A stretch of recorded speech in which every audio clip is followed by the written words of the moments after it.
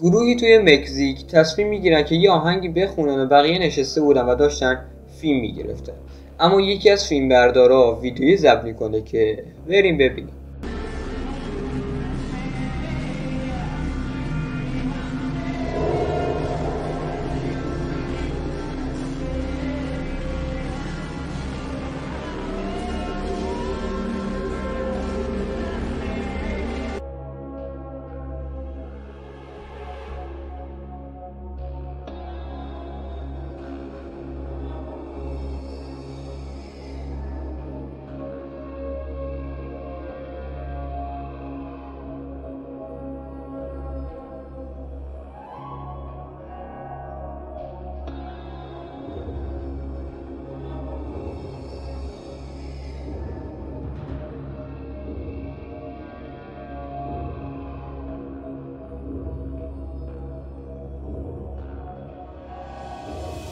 توضیحی برای این ویدیو ندارم، اما نمیدونم که آیا مشکل دوربینا بوده یا یه چیز دیگه.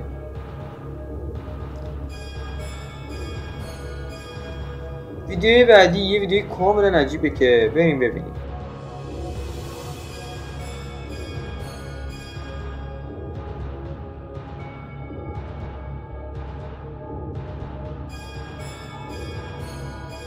حالا صاحب خونه تصمیم میگیره که بره بیرون از نزدیک ببینه که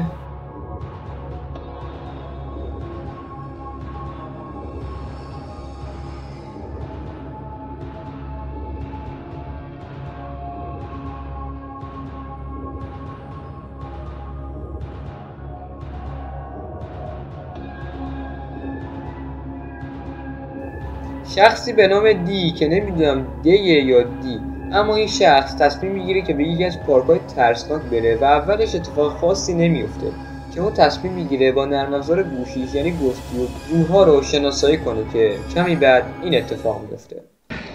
Hopefully y'all can see me. I don't know. Right myself. Anyway, I've got the EMF detector and I'm gonna is that gonna help? I'm blinding myself. See if I can get anything to interact with that. My old one I used to have. My old one I used to have, I broke. So I'm gonna try to do it this time.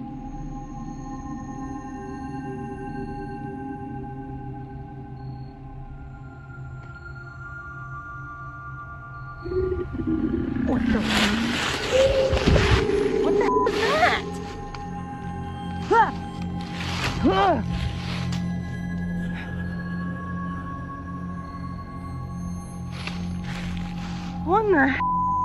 درسته اون یه صدایی پشت سرش میشنوه، اما وقتی سرش رو برمیگردونه کسی رو نمیبینه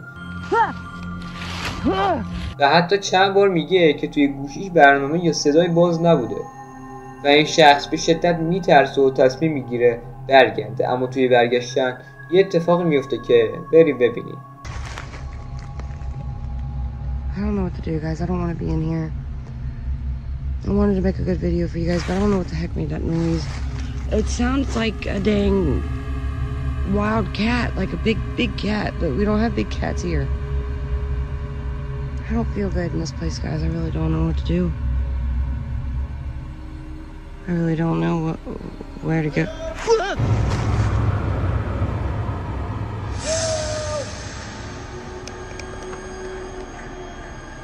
Huh?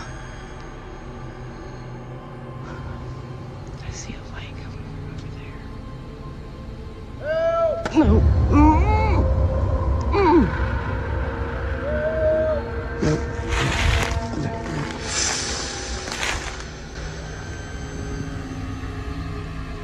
There's a light. I can see it.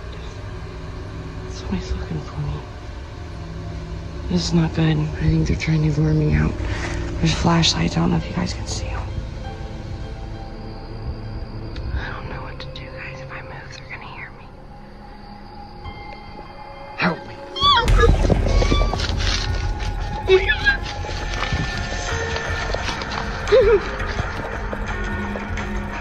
درسته صدایی رو میشنویم که میگه هیلپ که به معنای کمک است و این صدا بارها شنیده شد و دی تصمیم میگیره که چراغ‌قوا رو خاموش کنه و یه صدایی بلند انگار که کنارش بود شنید.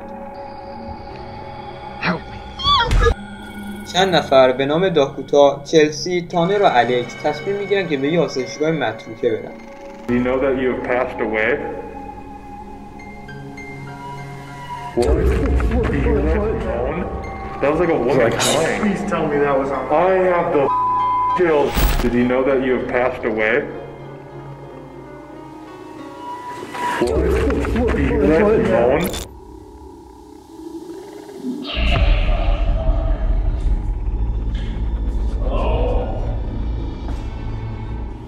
Did you hear any of it, Chelsea? This happened by close to my Yeah. room. So I looked back and I'm like, bystander over here. I was like, That was a scream! I'm telling you. Dude, we need to get out of here. Dude, this is demonic. and I'm like, bystander over here. I was like, و ببینید این فقط یکی نبود و کلی ویدیو این گروه دارن و من نخواستم بذارم چون فکر کنم این ویدیو بیش از 40 دقیقه باشه و اگه خواستین کامل ببینید من لینک ویدیو رو توی دیسکریپشن میذارم. شخصی به نام اریک میگه که توی خونه‌اش اتفاقات ترسناک و ماوراءالطبیعی زیادی میفته و چند تا فیلم میتونه از این اتفاقات ضبط کنه که بریم ببینیم.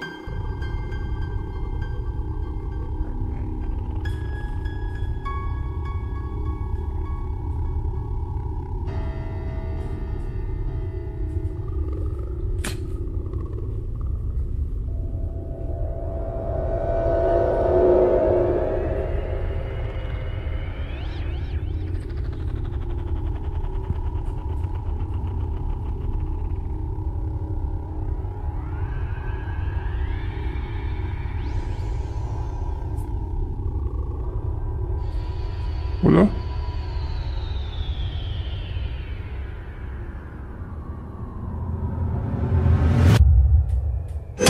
Ay, chinga tu madre. Mami.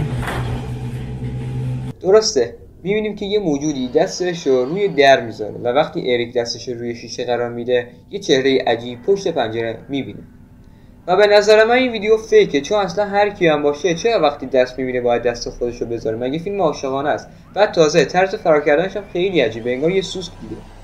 گروهی از ماهیگیران توی برگشتنشون یه نور عجیبی زیر آب میبینن و گوشیشون رو برمیدارن و این ویدیو رو میگیرن.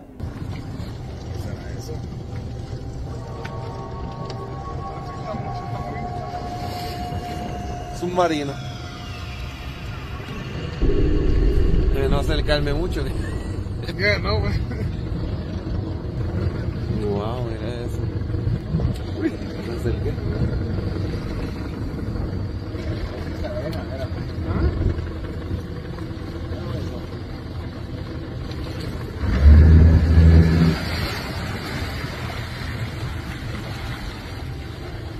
Mira eso. ¿Hay algo ahí? Mira algo ahí. Míralo. Yo no sé qué carajo es eso, dale para atrás. Si no quieres saber. Dale. Dale. Dale. Mira ahí. Sí, eso es eso.